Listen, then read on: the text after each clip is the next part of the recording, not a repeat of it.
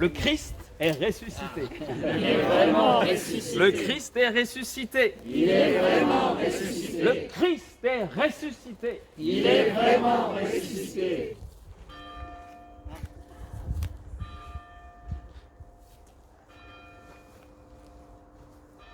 C'est bouleversant de réaliser à quel point la prédication de Pierre, le jour de la Pentecôte, est simplement le récit des événements qu'il a vécus, illuminé par sa foi en Jésus ressuscité, par sa foi en l'amour de Jésus qui a livré sa vie pour notre salut. Lorsque Pierre prêche ce que Jésus a vécu en Galilée, ce qui s'est passé à Jérusalem, comment il a été livré aux païens par les grands prêtres, comment il a été crucifié, mort, mis au tombeau et ressuscité, Pierre est simplement en train de parler de choses qu'il a lui-même vécues. Il raconte, entre guillemets, sa vie lorsqu'il raconte la vie de Jésus. Il raconte la vie de Jésus avec lui. Il raconte des événements dont il est le témoin oculaire. Il rapporte des paroles qu'il a entendues de ses oreilles.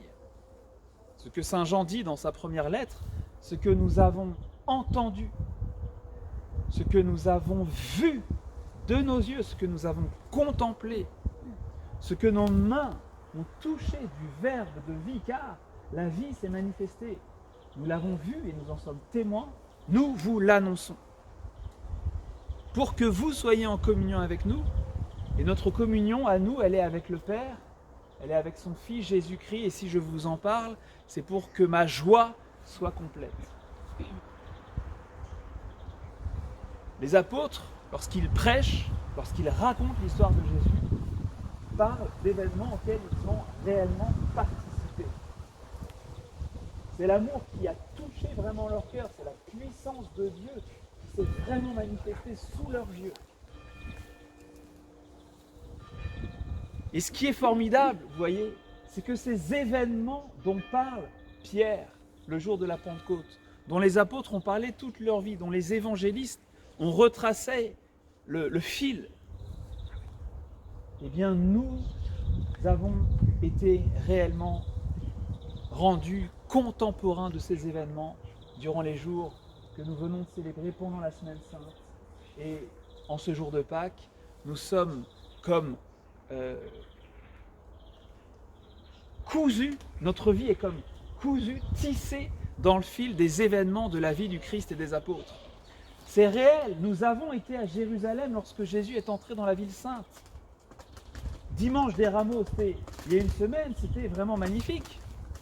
Est-ce que vous n'avez pas eu l'impression de vivre quelque chose ce jour-là? Avez-vous simplement le sentiment de venir à une cérémonie où on allait faire des prières, puis finalement, voilà, ça aurait pu être n'importe quel autre événement, ça n'aurait rien changé. Bénissez le Seigneur, il est ressuscité.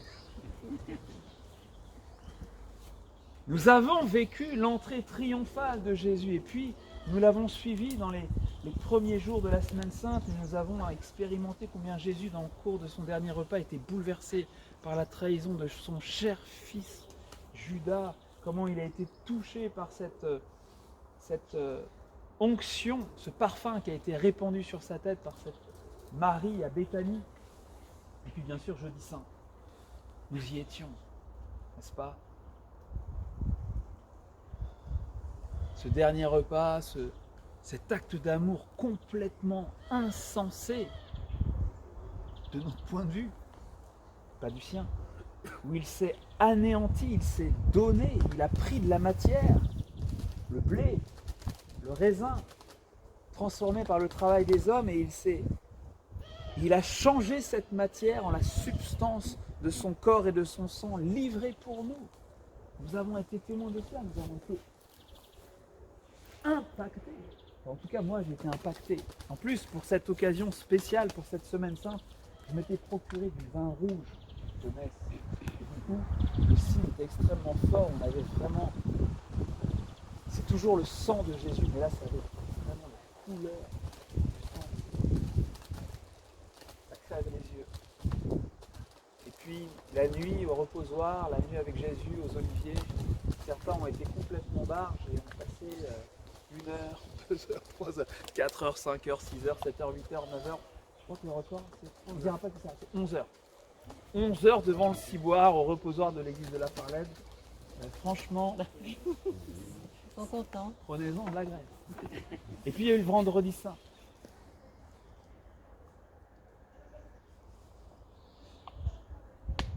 Le vendredi saint. On y était encore, on a été frappés, bouleversés. C'est notre histoire. C'est vraiment les événements qui sont notre histoire. Notre histoire croise le chemin de Jésus à Jérusalem dans son entrée triomphale, ses dernières journées avec ses apôtres, le jeudi saint, le dernier repas, la nuit à Gethsémani, le vendredi au calvaire. Et puis Pâques. Et là nous y sommes. Nous sommes en train de vivre Pâques pendant 8 jours. On va être immergés dans ce triomphe de la vie, de l'amour. Le Christ est ressuscité. Il est vraiment ressuscité. L'histoire de Pierre, la prédication de Pierre, c'est le récit des événements qui se sont réalisés parmi nous lorsque Jésus est venu donner sa vie pour nous. Eh bien, notre vie, grâce à la liturgie, grâce à l'Église, c'est la même chose. C'est la même chose. Je suis heureux de pouvoir vous dire cela pour vous aider à prendre conscience, à ne pas laisser se perdre ces moments. C'est pour ça que je me permets de faire cette relecture avec vous. Parce qu'il ne faut pas se laisser se perdre ces moments de grâce que nous avons vécus pendant cette semaine. C'est votre vie, c'est votre histoire, vous y étiez. Et si Jésus donne rendez-vous aux apôtres en Galilée, c'est pour justement leur faire faire cet exercice de mémoire. Ils vont pouvoir, après avoir été tellement abattus par la mort de Jésus, par leur propre lâcheté, par leur trahison, par la pendaison d'un des leurs. Moi, je serais quand même vraiment bouleversé si l'un de mes frères se pendait. Bon bah, Pierre, il a perdu Judas, quoi. Bon, c'est vrai que Judas, apparemment, c'est un peu du mal avec eux, mais quand même, c'est un frère, perdre un frère, comme ça, c'est terrible. Alors Jésus leur donne rendez-vous en Galilée pour qu'ils puissent, en voyant les lieux, et puis en les parcourant avec Jésus, en les reparcourant avec Jésus pendant une quarantaine de jours, faire cet exercice de mémoire et se ressouvenir de tout ce qu'ils ont vécu avec Jésus. Que rien ne soit perdu et qu'ils puissent effectivement, lorsque le Saint-Esprit viendra sur eux à la Pentecôte, tout redire sans perdre une miette de ce dont nous avions besoin d'entendre parler pour notre salut, pour savoir jusqu'où Jésus nous avait aimés, comment il avait été, ce qu'il avait dit, et pour croire à la vérité que Dieu est venu faire connaître, pour qu'en croyant cette vérité, nous soyons pardonnés de nos péchés, que nous soyons sauvés pour la vie éternelle.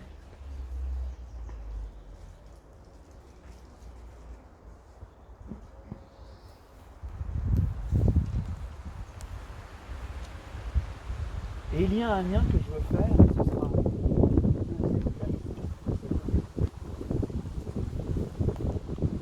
entre ce que je viens de dire et le lieu où nous sommes. Le potager, le petit coin de paradis, un petit coin, un petit ciel de Dieu. Je vous assure que Dieu est dans chaque brin d'herbe, que Dieu est dans chaque chant d'oiseau, chaque fleur, les odeurs de la terre. Dieu est là et il est souriant. Et quel lien faire entre cette histoire sainte, cette semaine sainte, ce trait de feu qui nous a incendié vraiment, et ça. Eh bien, c'est Benoît XVI qui va nous conduire, et je saisis l'occasion pour vous donner vraiment cette vision de tout ce branle-bas de combat autour de la terre, de la nature, de l'écologie. C'est important que la vision du pasteur soit reçue, comprise, assimilée par les fidèles, par les brebis du troupeau. Benoît XVI, dans cette encyclique dont le pape, mais c'était pas le pape, c'était le père Charles, nous a parlé. Non, je lui souhaite quand même pas ça. Nous a parlé vendredi saint, ce texte où Benoît XVI parle de l'éros et de l'agapé en Dieu. Un très beau texte sur l'amour de Dieu manifesté en Jésus-Christ. Dans ce texte, il va développer ce que le Père Charles a esquissé dans son homélie vendredi saint, et puis il va développer une deuxième partie qui est comment cet amour de Dieu répandu dans nos cœurs fait que nous nous engageons, que nous nous mettons au service de l'humanité, que nous rayonnons de charité dans un service, dans une diaconie qui englobe tous les aspects de la vie humaine et qui prend soin en particulier, bien sûr, les plus petits, les plus pauvres. Et au terme de ce long développement, le pape Benoît dit ceci.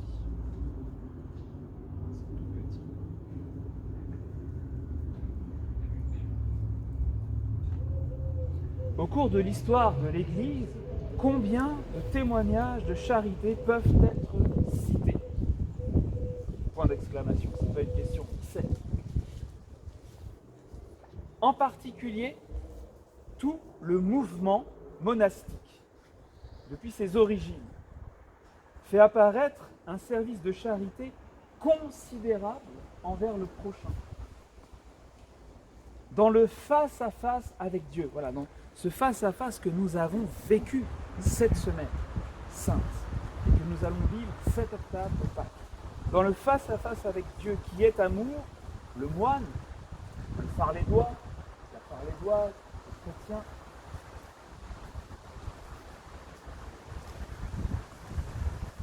dans le face-à-face avec Dieu, il perçoit l'exigence impérieuse de transformer en service du prochain, en plus du service de Dieu, toute sa vie. On peut expliquer ainsi les grandes structures d'accueil, d'assistance et de soins nées aux côtés des monastères. Cela explique aussi les tentatives, les initiatives de promotion humaine et de formation chrétienne considérables, destinées avant tout aux plus pauvres,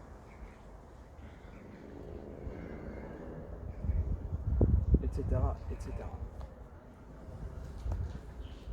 Le pape Benoît dit autour des communautés monastiques s'est constitué un îlot de culture, de civilisation, d'entraide qui s'est développé sur les ruines d'un empire qui s'est fait effondrer, les ruines de l'Empire romain.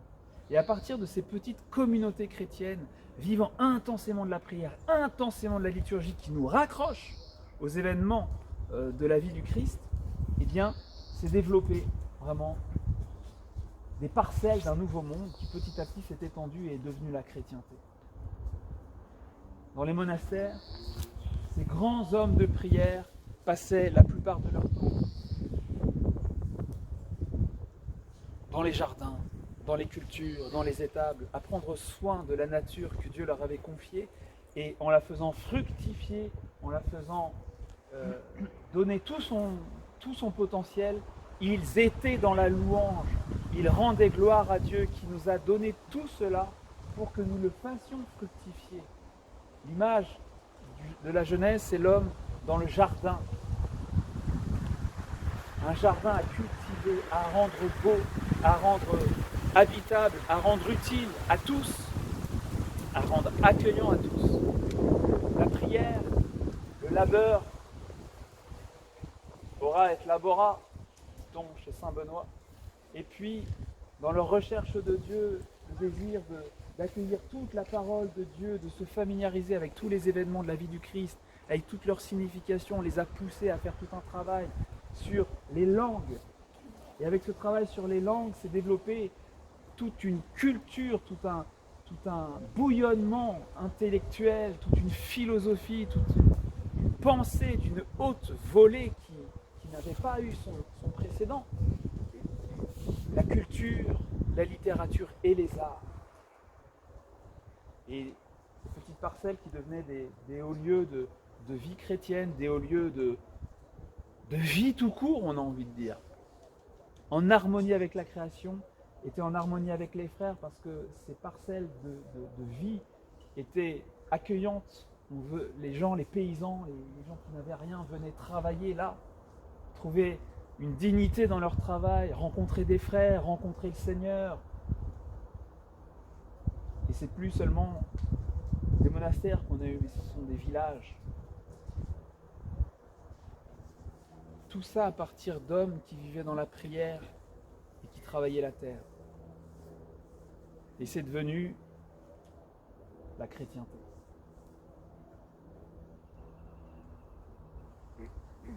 Alors ça, c'est une vision assez grandiose. Probablement que cette chose ne se reproduira jamais dans l'histoire, parce que nous arrivons plutôt vers la fin de l'histoire, alors qu'ils en étaient au commencement de l'ère chrétienne. Mais voilà la vision. Nous sommes dans un empire, une civilisation qui est en train de s'effondrer.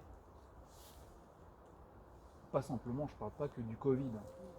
Ça fait bien longtemps que les murs tremblent et que tout ça commence à s'effondrer. Cette civilisation basée sur Jésus, dès lors qu'on a chassé, banni le Christ de l'Europe, eh bien, inévitablement, l'Europe allait s'effondrer et maintenant, on marche debout et c'est la folie à tout point de vue, presque tout point de vue. Et nous sommes appelés par Dieu à reconstituer des îlots de chrétienté, des îlots d'humanité, des îlots dans lesquels on promeut, on développe une vie qui est en harmonie bien sûr avec Dieu, mais avec toutes les créatures et tous les frères et sœurs. Il s'agit, j'ai envie de reprendre le mot qui convient bien pour Pâques, de revivre, de recommencer à vivre une vie conforme à ce que Dieu a voulu pour nous. Une vie dans le réel, une vie dans la matière, dans la nature, dans la beauté, dans l'émerveillement, et donc dans la louange, dans l'entraide, dans la sueur.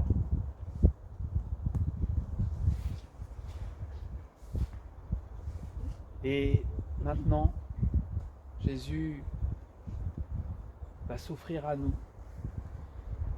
dans une hostie faite de blé, dans une gorgée faite de raisin. Voilà comment tout est résumé, tout est récapitulé dans ce sacrement. Je finis avec des mots du pape François dans Laudato Si, évidemment, impossible de ne pas citer Laudato Si aujourd'hui. Vous comprenez ce que je vous raconte ou... Oui. Oh, c'est juste pour vérifier quand même. On suit. Laudato Si.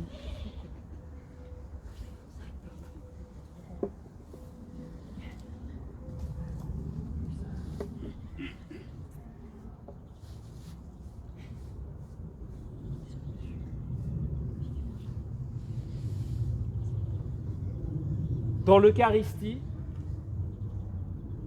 la création trouve sa plus grande élévation. La grâce qui tend à se manifester d'une manière sensible atteint une expression extraordinaire quand Dieu, fait homme, se fait nourriture pour sa créature.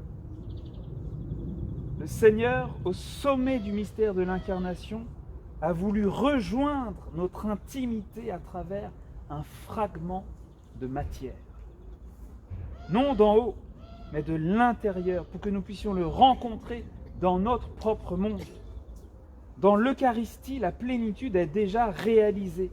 C'est le centre vital de l'univers. le foyer débordant d'amour et de vie inépuisable. Dans l'Eucharistie, la plénitude est déjà réalisée, unie au Fils incarné, présent dans l'Eucharistie. Tout le cosmos rend grâce à Dieu. Tout le cosmos rend grâce à Dieu. L'Eucharistie unit le ciel et la terre, elle embrasse et pénètre toute la création. Le monde qui est issu des mains de Dieu retourne à lui dans une joyeuse et pleine adoration.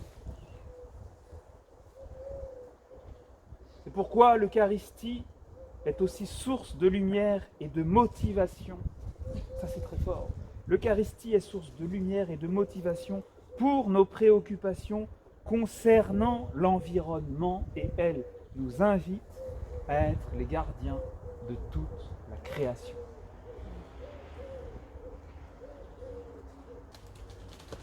Cette créature, cette création est tellement belle que Dieu s'en sert pour venir maintenant nous habiter de l'intérieur.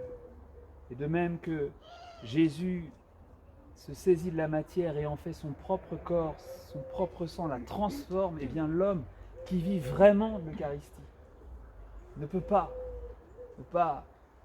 mettre ses mains dans la matière pour la rendre belle, pour l'humaniser, pour transformer le monde et le rendre habitable et chrétien pour la plus grande gloire de Dieu.